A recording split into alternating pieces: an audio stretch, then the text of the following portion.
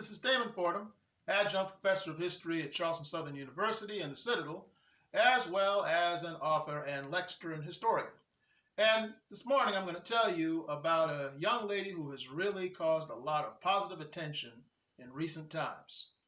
January the 20th, 2021. During the inauguration of President Joseph R. Biden, there was a young lady out of Watts, Los Angeles, California, named Amanda Gorman, who caught the attention of the world when she did this magnificent poem called The Hill We Climb, that expressed the desire for unity in an America of great division at the present time. And she won a lot of accolades from around the world, and people were so proud of her. And it turns out that she's actually been around for quite some time. She's 22 years old, and growing up in Watts, she was the daughter of a single mother, had a twin sister named Gabrielle, who is now a filmmaker as well as activist. But she and her sister had speech impediments where they especially had this difficulty pronouncing the letter R. And she managed to overcome that through a whole lot of reading as a child, as well as writing poetry, which is where she found her voice.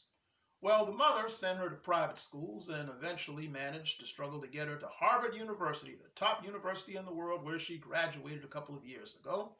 And she became the first National Youth Poet Laureate of the United States in 2017. But there's another aspect of the Amanda Gorman story that provides a lesson for us today. She described herself in an interview in the New York Times, as well as one of the morning news shows, as a self-described weird child because she loved to read, and a lot of people found that very unusual. You see, many people are not surprised when a child who either comes from poverty or is African American does very well when it comes to dancing or athletics or music or something like that, which are all fine things. But you see, there's often been an unspoken perception that either children who are poor or children who are African American are somehow, many people just have this subconscious notion that they are good at all things physical but nothing mental. Good for all things involving the body but not the mind. And it's so deep in the subconscious of many people that they don't even realize it until they manage to say the wrong thing on these subjects or act surprised when a child who was poor or a child who was black exhibits positivity when it comes to mental talents. And in spite of the fact that many people thought she was a weird child, her mother believed in her. And most importantly, she believed in herself to overcome the adversity of the speech impediment.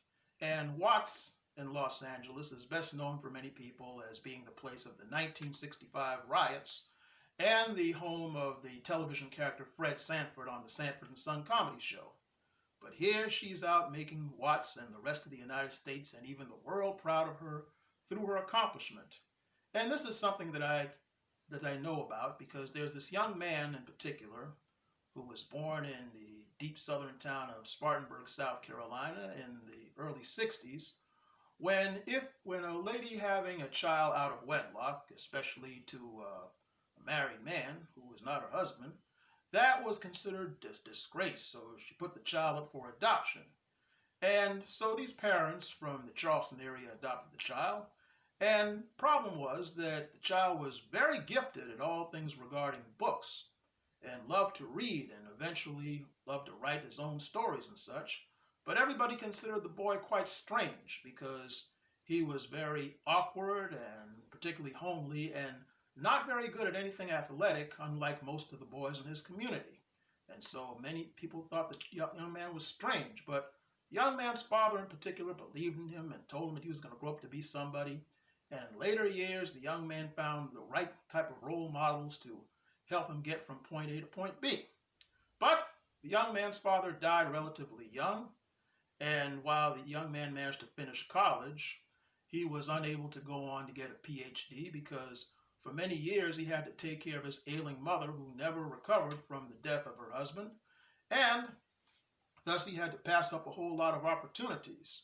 But he read in Booker T. Washington's book Up From Slavery, "Cast down your bucket where you are."